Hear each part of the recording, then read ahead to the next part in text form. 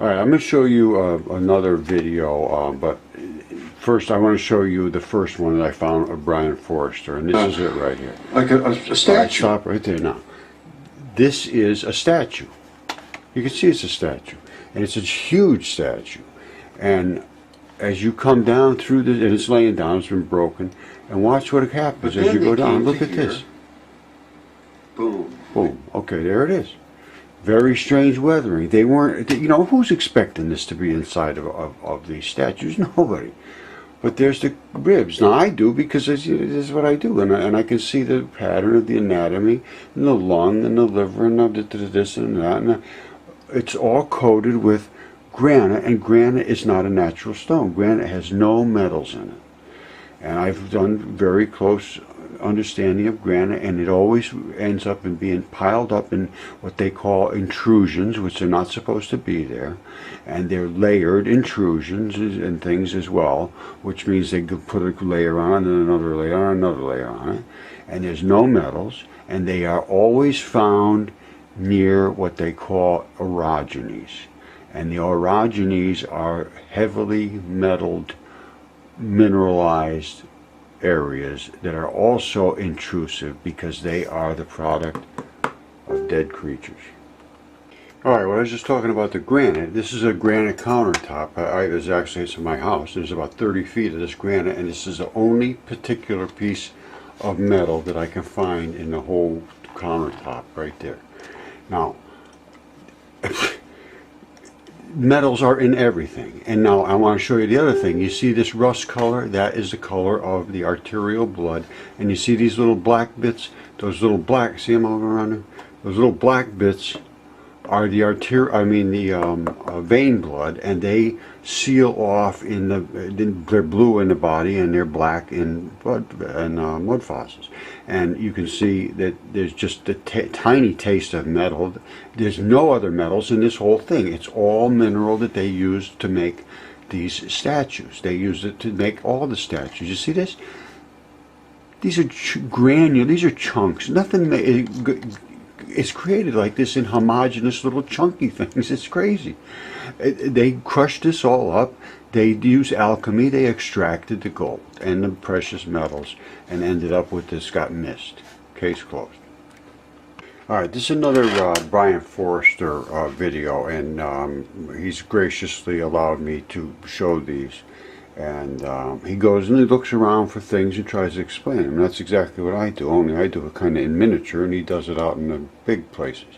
Now, this is Egypt's massive stone statues. Who made them and how? Alright, now this is his look at it, and he's trying to figure out what's going on. And I'm going to play this right now. This is a huge, this is apparently the biggest statue there is.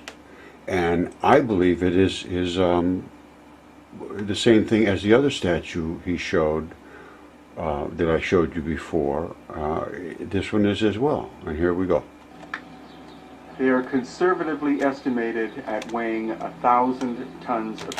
1,000 tons. Now look at this. This is what I want you to focus in on. You see his chest there, and you see his head.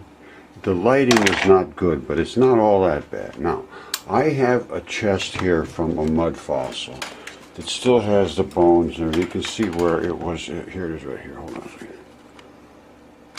Oh man, it's not real heavy, but it's not real light either. Alright, here, I'm going to shoot this off so you can see. Now, alright, that's pretty much in the camera. Alright, what you're going to see here is the lung pattern, and the stuff that you saw on his chest is that kind of stuff right there, I believe. Now this is a lung, and here on the other side is the bone. No, I'm sorry, this is the side with the bones on it. If you look real careful, you can see this. Hold on. Let me come right up close. You can see the bones and all that stuff right in here. I hope you can. I don't know if you can or not.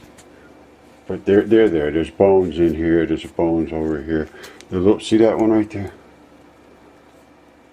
That's a bone chip. Now, I'm not sure where he was, or her, or whoever it was.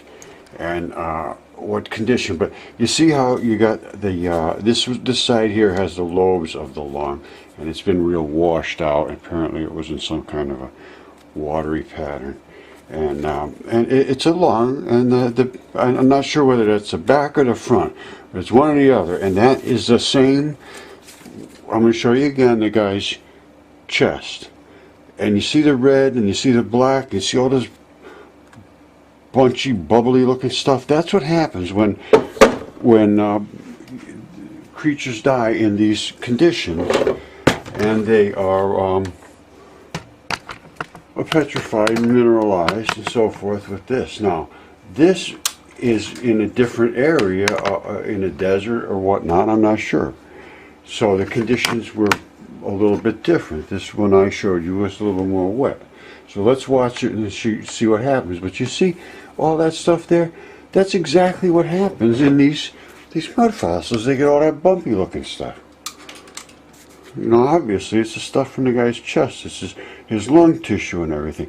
And there's all kind of bubbly stuff in there, and blood, and as it petrifies, it bubbles up and creates those patterns. So let's listen.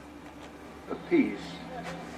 And what's most intriguing is the fact that with this one, you see it's made of multiple pieces. Not But the this same. one, even though it has many cracks in it, etc., it appears to my eye All right, to his eye, he's going to say it's all one piece, and he's right. that this is a solid piece of stone on a huge base. And it's not a solid piece of stone. That was a creature at one time. Now, they do something to them to solidify them. I don't know what. I really have no clue. But I can tell you one thing. I'm very... So if the stone was brought from Personally. 400 miles away, Look at that. I mean, look at this chest. I don't know what else to say. I've seen these things a zillion times, and I feel pretty well confident that that internal structure was likely from a creature. So that's all I can tell you. You saw mine, you saw his. That's the way it works. Now, go to Mud Fossil University and check all my stuff up there. And I really appreciate it from Brian Forrester. And I really, and you know, he's not associated with me. I don't want to hurt his reputation or anything, because a lot of people don't like what I do.